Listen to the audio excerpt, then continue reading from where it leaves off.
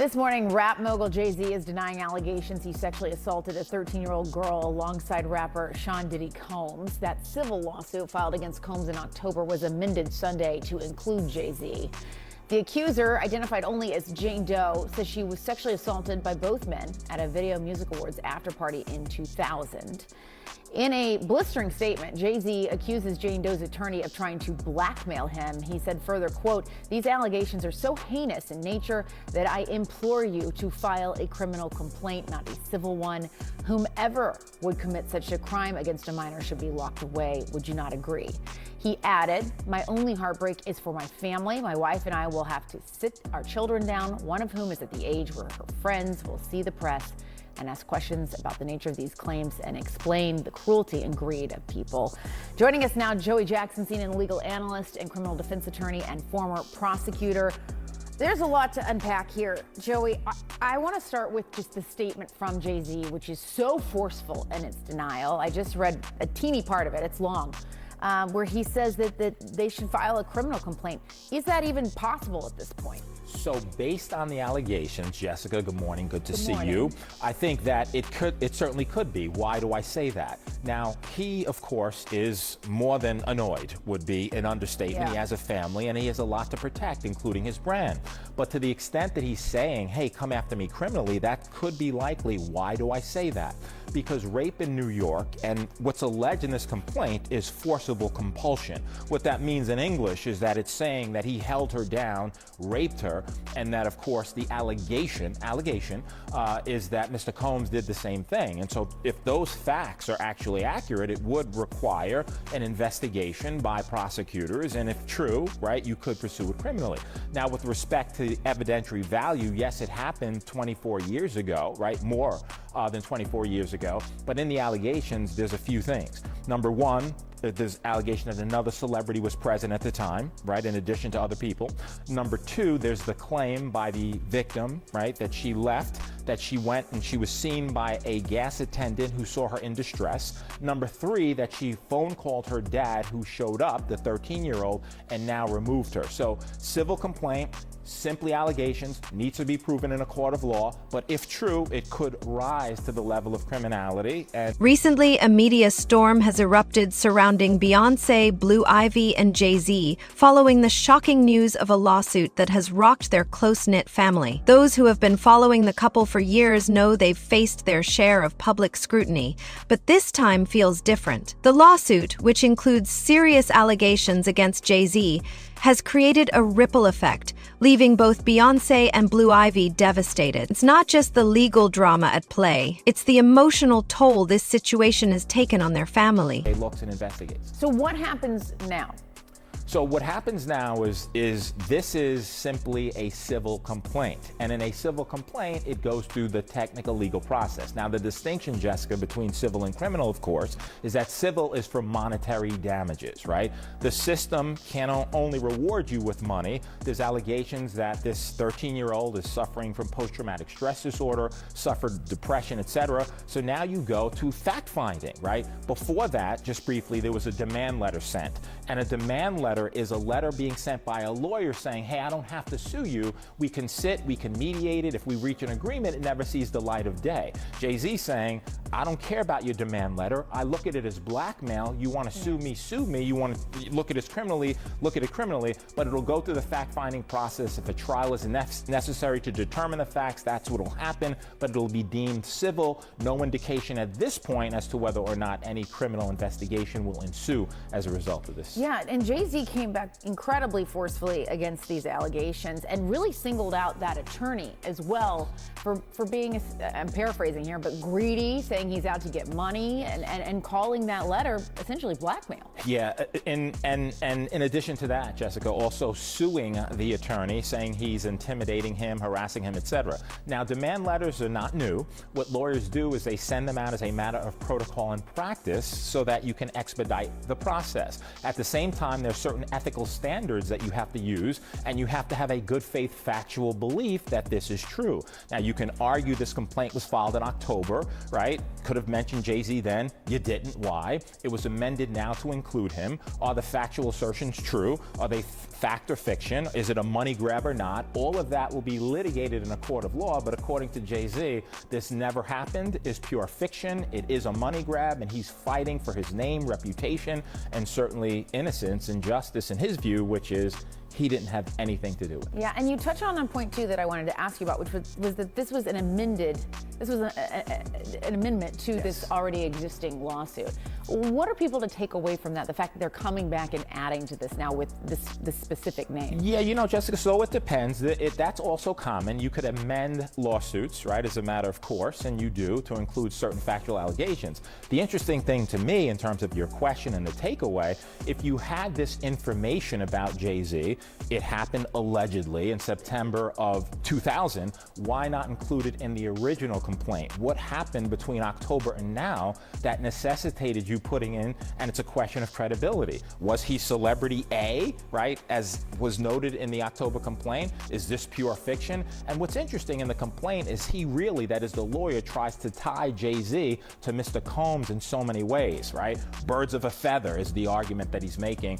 You can make that argument. You need the facts to sustain it. Let's see if they come up with any facts. Yes, all right, we will see. All right, Joey Jackson, thanks so much. To fully understand why Beyoncé and Blue Ivy are so devastated by this lawsuit, we need to dive deeper into the heart of the matter. Let's rewind for a moment. Jay-Z, known for his business ventures, empire building, and larger-than-life persona, has long been seen as a pillar of strength for the family. He is a father, a husband, and a businessman who has made a name for himself not just in music, but across various industries, from fashion to tech. His success is well documented, but so are his controversies. Yeah, Jonathan, again, you've been in the industry and you've seen it. I'm just curious, based on the way the trajectory of what's happening, just honestly, what do you feel is next? Are there other players that will get involved? What do you see coming next, just seeing how this is going right now? Jay-Z indicted. Wow. I mean, there's no way that he can't, right? Jay-Z's business partners, 2 of them are in prison. Diddy, R. Kelly, and then you have Weinstein, 3. And then Jay-Z's been accused of all these things. Jay-Z's going down, and it's curious. I'm real curious to see what's going to happen with Beyoncé in that situation. Definitely. With that being said, Jonathan, again, you speaking your truth, man, it's powerful things, man. It's powerful things.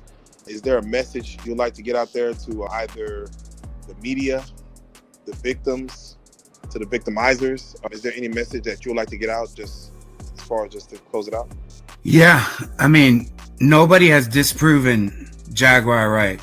And people feel real threatened by her because she can communicate so well. She can speak better than anybody I've ever heard.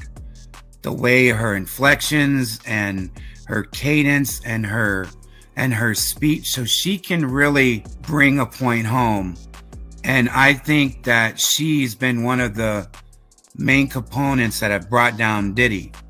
And now she's after Jay, who she's also been after. But I've joined forces with her, right? I'm a soldier for her cause. I believe in it because I've seen the same things.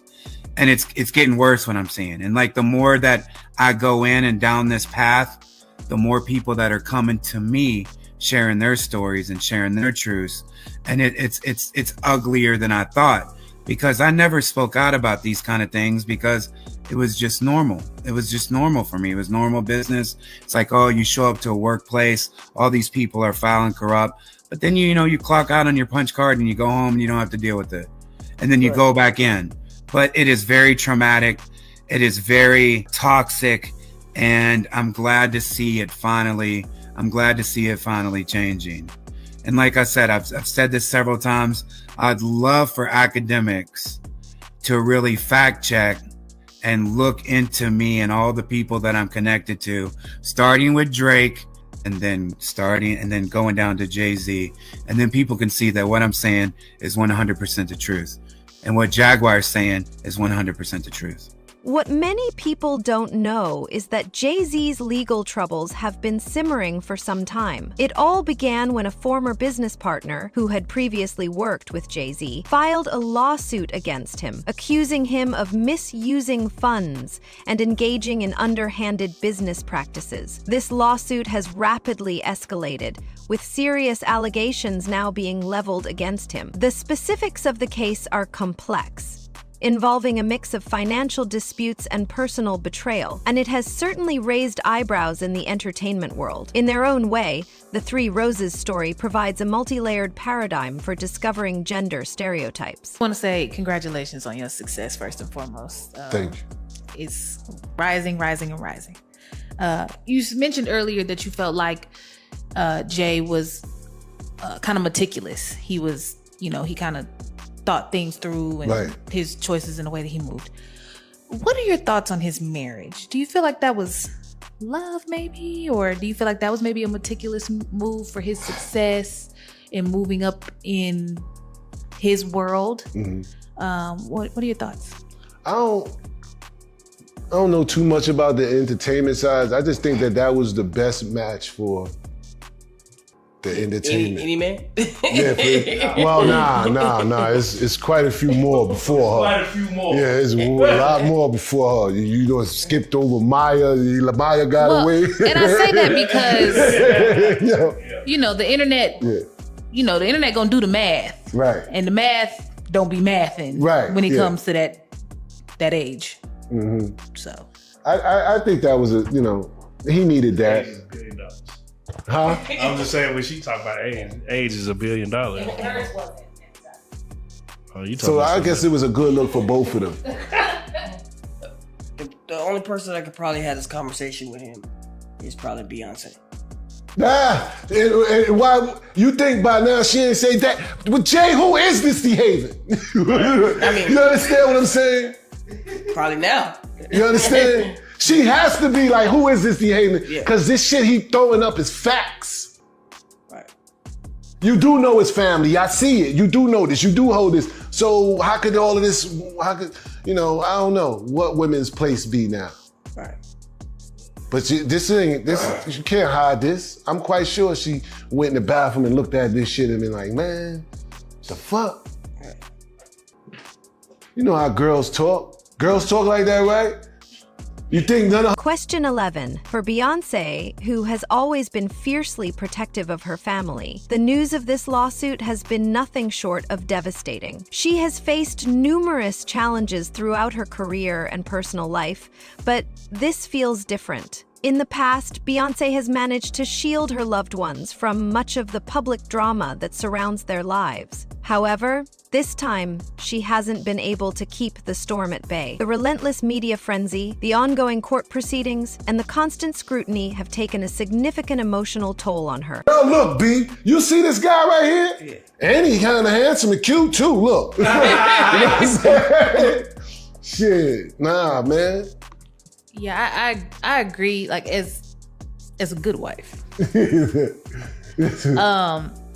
you're going to want to know information, not only just to know it, but to protect. Right. At the end of the day, like when you marry, like your spouse is your first line of defense to advise and to whatever. So yeah, if it's like nothing has been said yet, that would be weird because it's and be honest, a nigga shut you down and be like, stay out of nigga shit, stay off that street shit.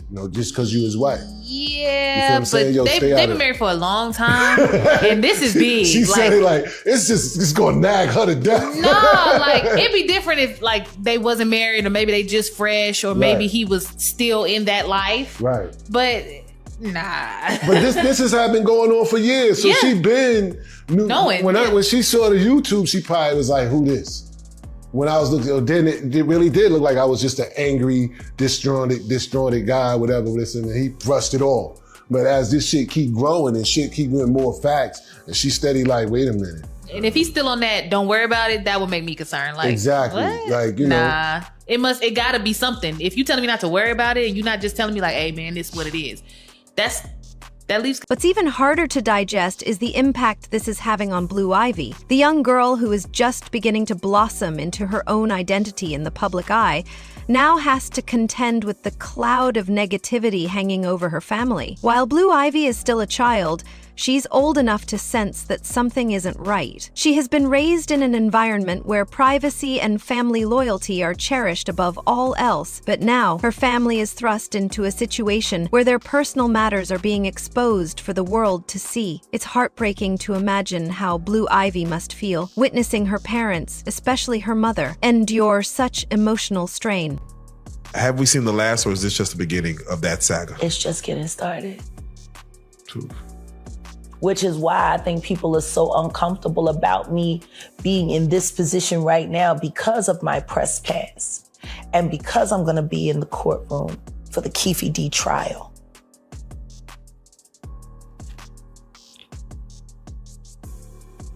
If we get to the bottom of Tupac's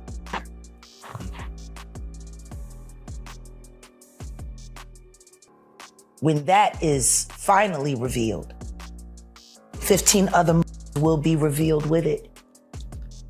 And you will find that they were all committed by the same two people, father and son. Were you surprised by Keffe D's arrest for Tupac? No. I'm just surprised that he hasn't given it up yet.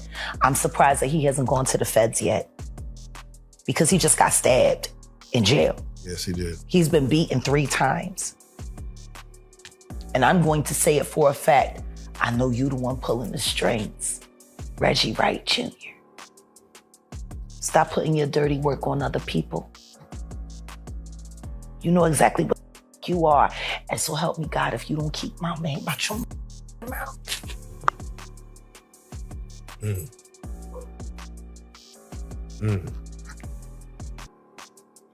With the last time you were on the couch, you had mentioned, and it's crazy that you say these things, you talk about Bad Boy, you speak on Heavy D, you speak on Albie Shore. Yeah. And you say like, look who's standing. And now Albie Shore is now, he's being cryptic. Not too cryptic, but he's very cryptic. He's very cryptic, but he's speaking louder than he's ever spoken before. Ever. And the reason why he's cryptic is for the sake of his son.